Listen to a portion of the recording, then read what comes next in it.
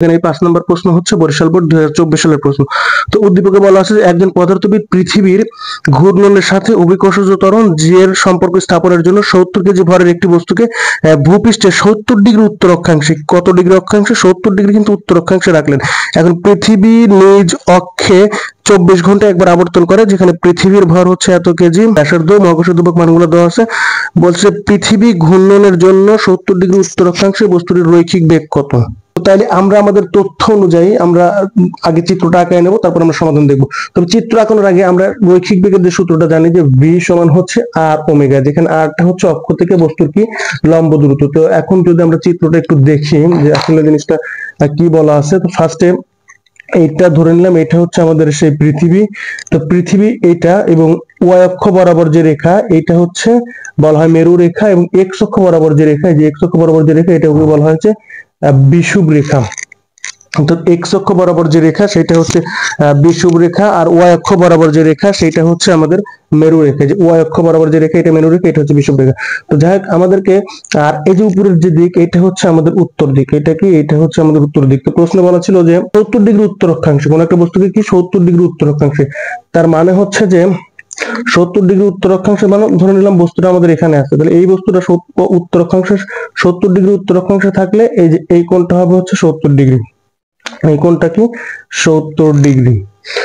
তো এখন এখানে আমাদের রৈখিক বেগের সূত্র জানি ভি সমান আর ওমেগা, যেখানে আরটা কি ছিল, আরটা ছিল হচ্ছে অক্ষ থেকে বস্তুর লম্ব দূরত্ব। তাহলে অক্ষ তো হচ্ছে আমাদের এইটা, আর বস্তু হচ্ছে এখানে, তাহলে অক্ষ থেকে লম্ব দূরত্ব, এই যে এইটা হচ্ছে আমাদের অক্ষ থেকে লম্ব দূরত্ব। এই দূরত্বটা কিন্তু নেওয়া যাবে না, এটা হচ্ছে পৃথিবীর ব্যাসার্ধ। এই দূরত্বটা কি পৃথিবীর ব্যাসার্ধ হচ্ছে বড় হাতের আর, অর্থাৎ এইটা হচ্ছে আমাদের বড় হাতের আর, আর এইটাই হচ্ছে আমাদের ছোট হাতের আর। তো এখন এটা যদি 70 হয় তাহলে এটাও কি এই কোণটা হবে হচ্ছে 70 ডিগ্রি, অর্থাৎ এই কোণটা যা এই কোণটাও তাই আর কি। তো এখন আমরা যদি চিহ্নিত করি, এটাকে নাম দিতে পারি এটা হচ্ছে ও, আর ধরে নিলাম এ বিন্দুতে বস্তুটা আছে, আর এই বিন্দুটাকে নাম দিলাম হচ্ছে বি। তাইলে আমরা এখান থেকে এই আর এর তো মান জানি না, তাহলে আর এর মানটা আমাদের দরকার। তাইলে আমরা একটা সূত্র জানি যে ত্রিভুজ ও এ বি তে কি লিখবো, যে ত্রিভুজ ও এ বি তে আমরা জানি যে cos থিটা, যেহেতু 70 ডিগ্রি আমাদের কাছে দেওয়া আছে, cos থিটা মানে কত, ভূমি বাই অতিভুজ। তাইলে আমরা কিন্তু এই যে এই ত্রিভুজটা নিয়ে কাজ করতেছি, তাহলে এই ত্রিভুজে ভূমি বাই অতিভুজ, তাহলে ভূমি কোনটা, থিটা কোণের বিপরীত বাহুটা হচ্ছে লম্ব, এটা হচ্ছে থিটা, তাহলে এই ও বি কিন্তু লম্ব, ও বি হচ্ছে লম্ব, তাহলে ভূমি হচ্ছে এ বি, ভূমি বাই অতিভুজ, অতিভুজ কোনটা, অতিভুজ হচ্ছে ও আর, অতিভুজ কি ও সরি ও এ, অতিভুজ হচ্ছে ও এম। তাহলে আমরা লিখতে পারি যে এ বি সমান সমান হচ্ছে ও এ cos 70 ডিগ্রি। আচ্ছা ও এ আবার কি, ও এ যেটা এটা কিন্তু পৃথিবীর ব্যাসার্ধ বড় হাতের আর, তাহলে আমরা লিখতে পারি যে এ বি সমান সমান হচ্ছে বড় হাতের আর cos 70 ডিগ্রি। এখন বড় হাতের আর বলতে কি পৃথিবীর ব্যাসার্ধ, এবং এই মানগুলো কিন্তু আমাদের কাছে দেওয়া আছে, আমরা যদি একটু খেয়াল করি এই যে এ বি সমান সমান ও এ cos 70 ডিগ্রি, যে বি সমান ও এ cos 70 ডিগ্রি, যেখানে এই ও এ যেটা ছিল, ও এ ছিল যে বড় হাতের আর এ বি ছিল ছোট হাতের আর। আমাদের প্রশ্নে বলা ছিল যে পৃথিবীর ব্যাসার্ধ আর, আর এর মান হচ্ছে এইটা cos 70 ডিগ্রি, এইটা এটাকে গুণন করলে আমরা এখান থেকে পাবো হচ্ছে 2.189 × 10⁶। এটা এ বি, এই এবিটা কি, এই এবিটা কিন্তু ছোট হাতের আর, অবশ্যই কিন্তু এইটাই নিতে হবে, কারণ ছোট হাতের আর মানে হচ্ছে অক্ষ থেকে বস্তুর লম্ব দূরত্ব, এই দূরত্ব কিন্তু নেওয়া যাবে না, এটা কিন্তু পৃথিবীর ব্যাসার্ধ। তাহলে অক্ষ থেকে যে দূরত্ব সেটা, এখন বস্তুটা যদি এখানে থাকতো তাহলে দূরত্ব কোনটা নিতাম, এখান থেকে এটা, বস্তুটা যদি এখানে থাকতো তাহলে দূরত্ব কোনটা নিতাম, এখান থেকে এই অক্ষ পর্যন্ত দূরত্ব সেটা। তো এখন এ বি বা ছোট হাতের আর এর মান পেলাম হচ্ছে এত মিটার। এখন ভি সমান আর ওমেগা, যেখানে আমাদের কাছে ওমেগা আছে, ওমেগার মান কিন্তু আমাদের জানা নাই, কিন্তু আমরা একটা ওমেগার সূত্র জানি যে ওমেগা সমান সমান কত 2π/t, ওমেগা মানে হচ্ছে 2π/t, তাহলে 2π এর মধ্যে থাকবে। পর্যায়কাল বা আবর্তনকাল বলা ছিল হচ্ছে যে 24 ঘন্টা।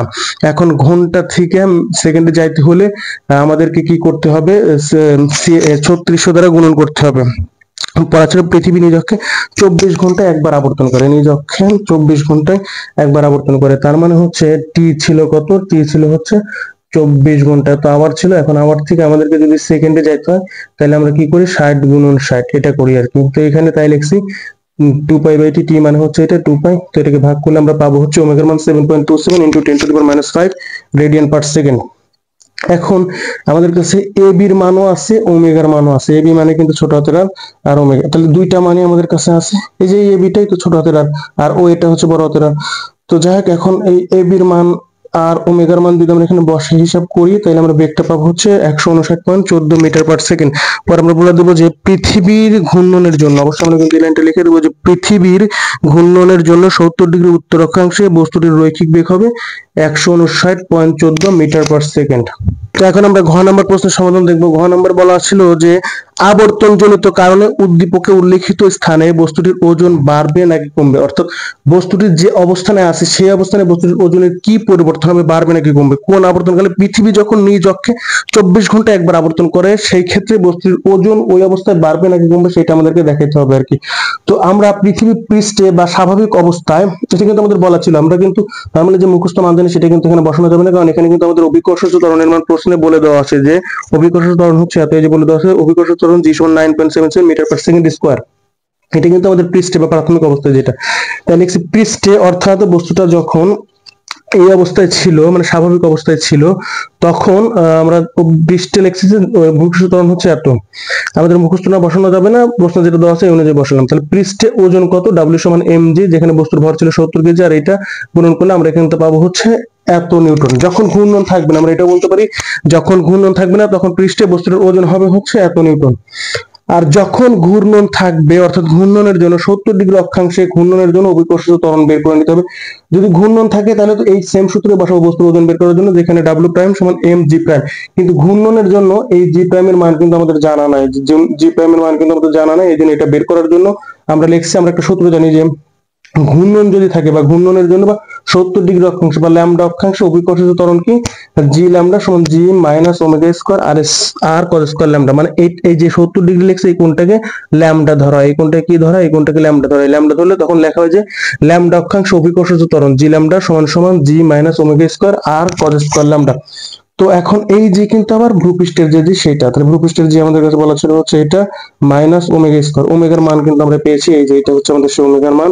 তো ওমেগার মান হল স্কয়ার ইনটু পৃথিবীর ব্যাসার্ধ আর এটা ইনটু কস ল্যামডা, এই যে কস ল্যামডা হোল স্কয়ার, মানে এটা একই জিনিস যে কজ স্কয়ার ল্যামডা, যে কথা কজ ল্যামডা পুরাটার উপর হোল স্কয়ার কিন্তু একই কথা। তাইলে আমরা এটা লিখতে পারি যে cos 70 ডিগ্রি পুরাটার উপর হোল স্কয়ার।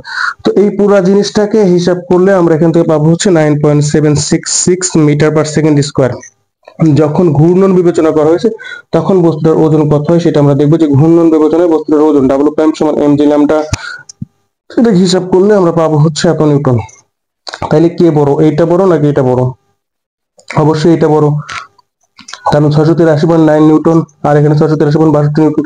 9 নিউটন মানে 90 নিউটন বলা চলে আর কি।